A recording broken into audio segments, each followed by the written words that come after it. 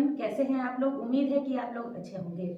मैं आप लोगों की दोस्त आंगनबाड़ी सेविका अनीता कुशवाहा अपने चैनल के माध्यम से मैं अपने समस्त यूट्यूब फैमिली, चाहे वो आंगनबाड़ी सेविका हो, सहायिका हो या किसी भी पद पर हो, मैं आप लोगों के सामने एक बहुत ही ज़रूरी इन्फॉर्मेशन लेकर के आई हूँ। एक बहुत ही ज़रूरी बात शेयर करना चाहती हूँ। बात हमारे मानदेय से संबंधित है, बात हमारी आत्मसम्मान से संबंधित है।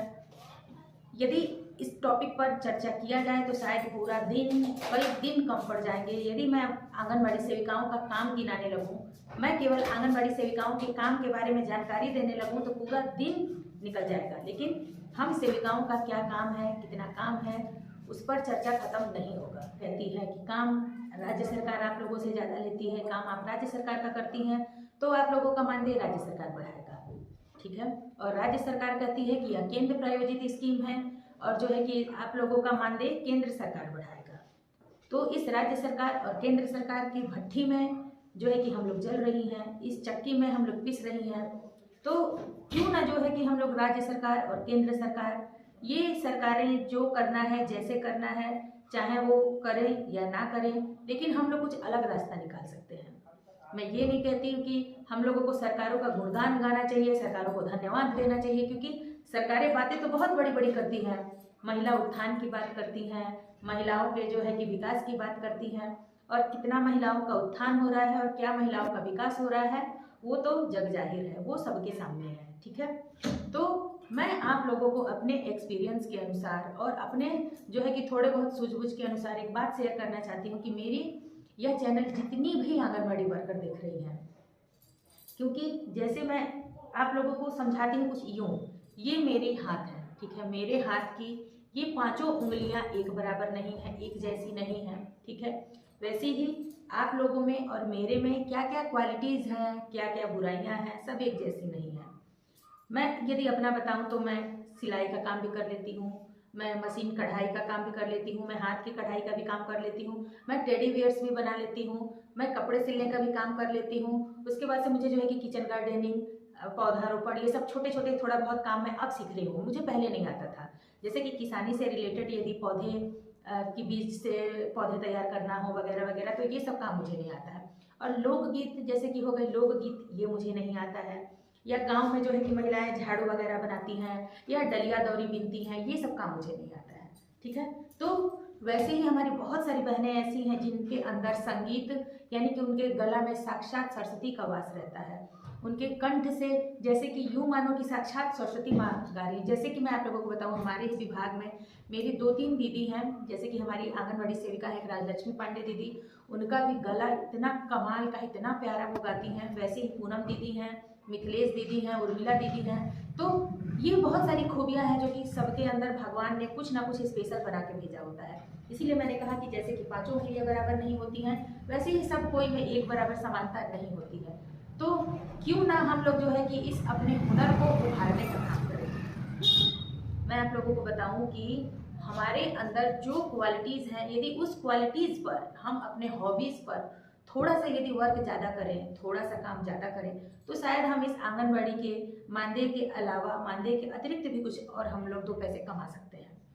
जैसे कि मैं आप लोगों को बताऊं कि हम लोग अपना यूट्यूब चैनल बना सकते हैं। मैं अपनी सभी आंगनबाड़ी सेविकाओं से यह रिक्वेस्ट करना चाहूँगी कि आपके में जो भी क्वालिटीज़ है, आपके में जो भी आप लोगों में खूबी है, आप सभी लोग आज जो है कि एक यूट्यूब चैनल जरूर खोलें। जैसे कि आप लोग यदि गाना गाते हैं, कविता सुनाते हैं, तो जैसे कि हमने अपने आंगनबाड़ी के बच्चों के सामने ही कुछ प्यारी सी कविता है तो हम लोग गाएं, कुछ अच्छा सा देशभक्ति गीत है, बच्चों को साफ सफाई संबंधित कुछ कविताएं हैं, उसे अपने राग में गाइए और अपलोड करिए प्रतिदिन। साथ ही साथ जो है कि यदि आप लोगों को डलिया बीनने का काम आता है, आप लोगों को पंखे बनाने का काम आता है, और जो है आप लोगों को दरी चटाई बुनने का काम आता है, तो आप ये काम भी कर सकते हैं। जैसे कि आप लोग प्रयास करिए, थोड़ा सा मेहनत करिए, हम लोग आसपास की दुकानों में संपर्क करें, आसपास की दुकानों में जाकर के हम कहें कि हमारा ये सामान बना सकते हैं, कि यदि हम आपको ये सामान बना के दें तो क्या आप बिक्री करेंगे। तो या फिर बहुत सारी बहनें हैं जो कि ब्यूटी पार्लर का काम भी कर लेती हैं, बहुत सारी बहनें हैं कि उन्हें सिलाई बुनाई भी आता है, तो आप लोग ये काम शुरू कर सकती हैं। जैसे कि सिलाई बुनाई का काम हो गया, हम लोग रेडीमेड स्वेटर, रेडीमेड सूट है, यदि सूट आप लोग सिलवा करके और उस पर जो है कि बुनाई का काम करके आप लोग आराम से जो है कि कुछ पैसे कमा सकती हैं। सुनने में तो बहुत लगेगा कि अरे ये तो आई कुछ भी बोल के चली गई निकल गई, नहीं। मैं आप लोगों को आज ये बात बहुत दिनों से सोच रही थी कि मैं अपनी सभी बहनों के साथ कुछ ना कुछ बातें शेयर करूं, अपनी सभी आंगनबाड़ी वर्कर्स के साथ कुछ ऐसी बातें शेयर करूं कि मानदेय हड़ताल में कितना कुछ हुआ, कितना कुछ गया, और हमारे बिहार सरकार ने हमें मानदेय के नाम पर क्या दिया, 1050 रुपये। तो इस तरीके का जो है कि उसमें कितनी बहनों का सर फूटा, कितनी बहनों का पैर टूटा, कितनी बहनें जो है हॉस्पिटल में एडमिट हो गई।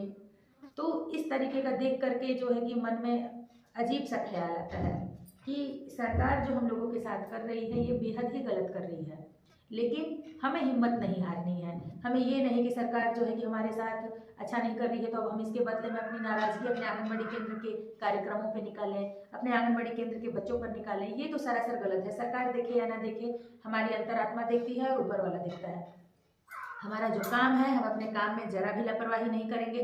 हम प्रतिदिन केंद्र का संचालन नियम से करेंगे, प्रतिदिन केंद्र का संचालन समय से करेंगे। मेन्यू के अनुसार जो नाश्ता है, मेन्यू के अनुसार जो भोजन है, हम प्रत्येक दिन अपने आंगनबाड़ी केंद्र पर बनाएंगे। हमारी जो पंजियां हैं, हमारा पोषण ट्रैकर ऐप है, हम सभी काम करेंगे। लेकिन ये सभी कामों के अलावा भी यदि हम प्रयास करें, केवल ज़्यादा नहीं, केवल 1 से 1.5 घंटे यदि हम लोग निकालें अपने इस बिजी लाइफ में से अपने घर के कामों और सेंटर के कामों के अतिरिक्त, तो कुछ कर सकते हैं। मैं आप लोगों को बताऊं कि मैंने भी इसी प्रकार से अभी बहुत कम ही दिन हुआ आप लोगों के साथ ये यूट्यूब चैनल शुरू किया, और आप लोगों के सबके प्यार से, दुलार से, सपोर्ट से आज मैं कुछ पैसे कमा रही हूँ। तो केवल मैं ही क्यों कुछ पैसे कमाऊँ, मेरे साथ तो मेरी और भी बहुत सारी बहनें हैं जिनके अंदर बहुत सारी खूबी हैं, बहुत सारी क्वालिटी हैं।